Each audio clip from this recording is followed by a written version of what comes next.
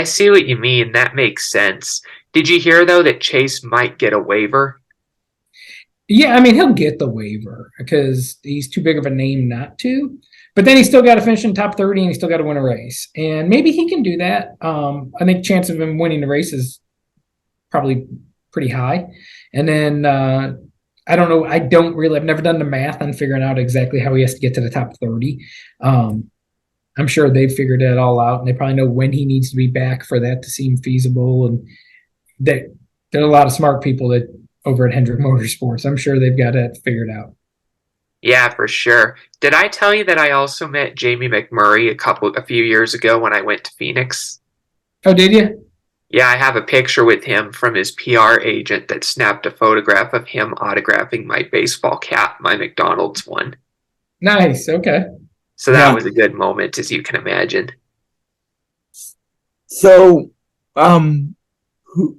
so what races are you looking forward to going to with your team?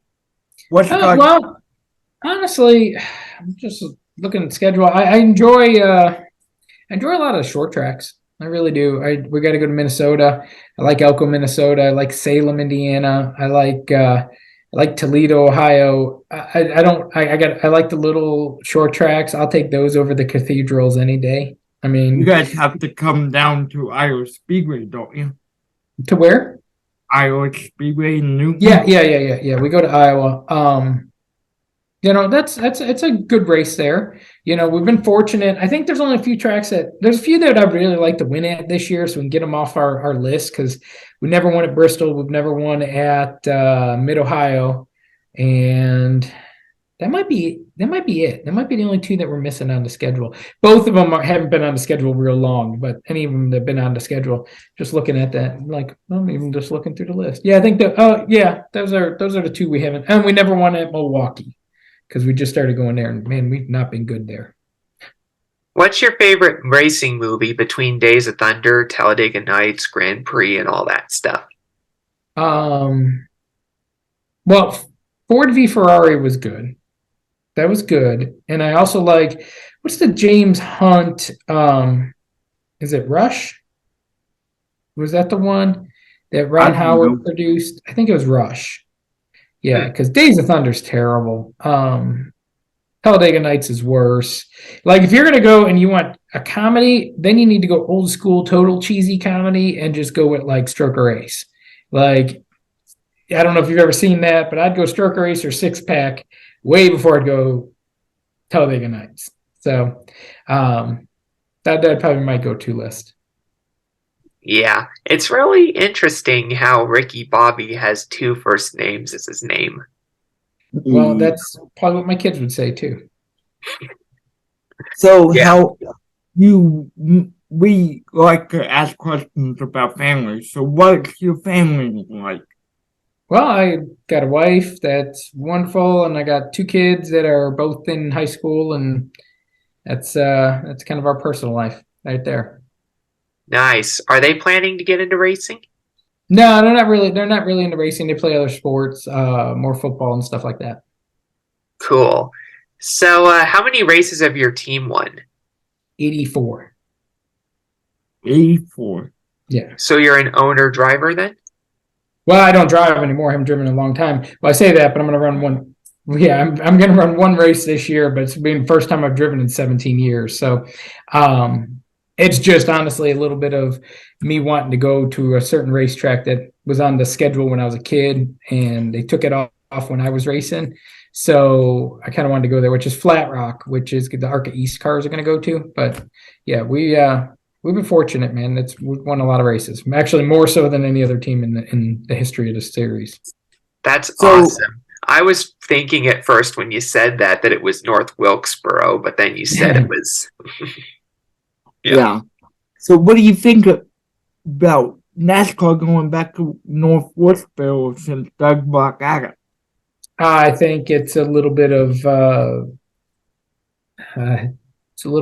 old wise tales being told of how good the place was. It was honestly a crap hole back when we raced there back in the 90s, and it's still a crap hole. Place sucks. It's in the middle of nowhere.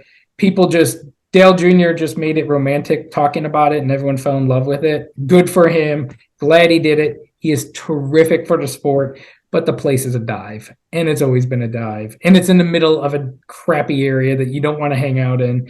And there's nothing good about the place. Like you'd be better off trying to get to Rockingham. Right? That's at least a cool racetrack. North Wilkesboro is a dump. When you think about it, though, it did technically rob Darrell Waltrip out of his 85th victory. Did you hear about that? I can't remember that. I do remember the one with Ricky Rudd and Dale Earnhardt crashing each other at Wilkesboro. But honestly, we went there and raced, I think, in a truck once with Dad, and it's place runs up. It runs uphill down the back straightaway and downhill down the front straightaway, and it was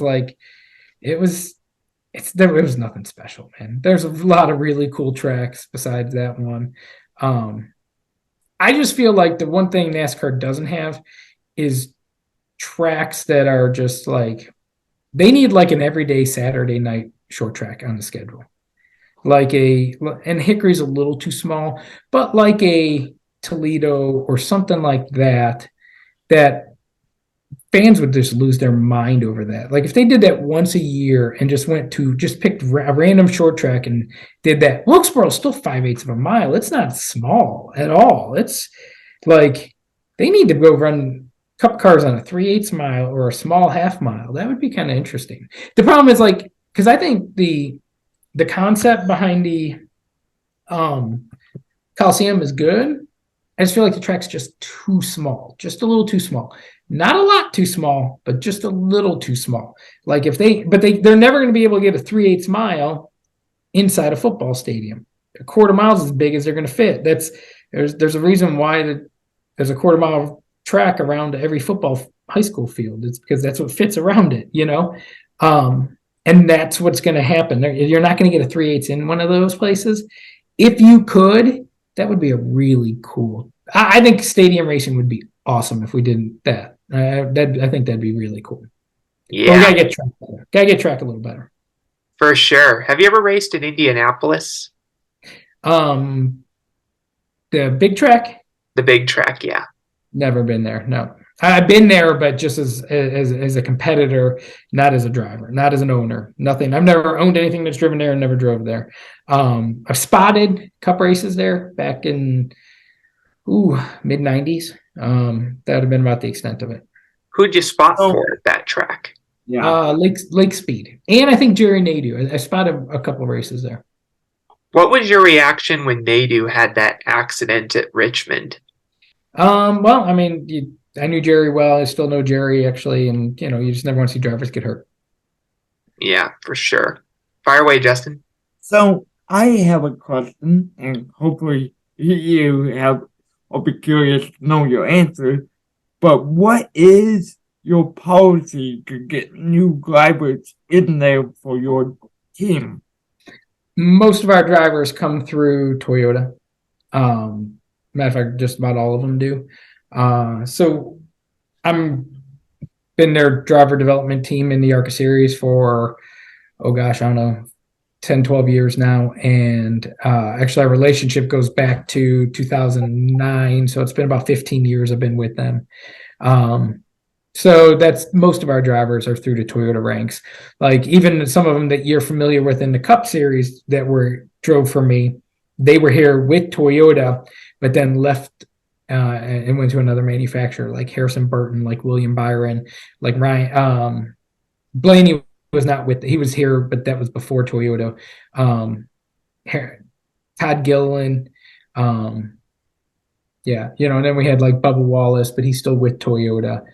Joey Logano, he was a Toyota thing at the very beginning. So, just different guys were here and they were part of the Toyota farm system at that point, and then eventually ended up at different Cup teams. When did Harrison Burton drive for you? 2019. Was that before you moved up to Gibbs, or was that at the time? It was before he drove for Gibbs. Yeah, he ran here and the same year he was running some trucks at KBM. Yeah. What was your reaction when he moved to the Wood Brothers? I think it's a good move for him to be able to be a cup driver, and he's a wonderful kid. So and he comes from a good family, so hopefully everything works out really well for him. Awesome. What's your funniest story involving your drivers? Oh God, that's too wide open to even answer. Couldn't even go there. That's too vague, and there's too many. I couldn't pick one. All right, let me try something. So, if you could say one thing about like all the sponsors you had, like who do you have the greatest relationship with? I know you got five. If memory serves me right, you have five cars that you filled in the ARCA. So you got a lot of money, bud, to push five cars. But So Toyota's by far been our best trusted partner. And that's not even anything even close to that, but they're not really a sponsor. That's more of a partnership together. Straight sponsor, probably the most fun, because that's probably the best way to put it. Probably the most fun through the years was Mike's Hard Lemonade, because we got to drink Mike's Hard Lemonade after every time we won. So that was kind of fun. We've got a lot of great sponsors here right now, with JBL and Mobile and all these, and Tony's got a line of wonderful sponsors and Gear Wrench, and so we've been really fortunate with all that. But Mike's Hard Lemonade was just fun, because it's cool when you can drink you're like actually just help promoting product when you're drinking in Victory Lane. So it was fun. Yeah, for sure. Have any final thoughts, Justin? yeah, sure. So what do you want our viewers to take out of you coming on today? What do you hope they learn? Oh, I guess everyone's gonna. I'm not sure what they're gonna learn. I guess I gave a little bit of old school runbacks of some things that happened way many years ago, but just been racing a long time, had a lot of experiences, and a lot more to come. All right. Well, as a personal thing for me, I'd like you to let it be known that I was the one that got you. So, on behalf of me and Doug, we thank you for coming on today and spending some time with us. No problem, guys. You have a good night. Take care. You too. Thanks much.